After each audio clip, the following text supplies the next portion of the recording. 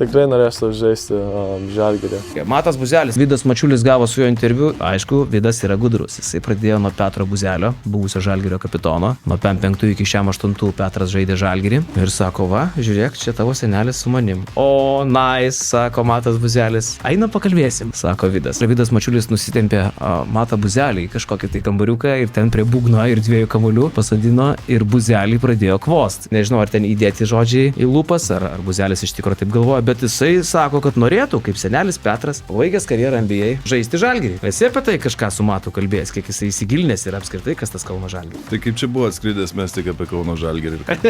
Turėjo būti 2 klausimai. Kas yra Žalgiris ir Pačiesas ir TV buy and get it? Kažkaip apie Pačiesą nebuvo klausimų, bet apie Žalgirį irgi jam nebuvo klausimų.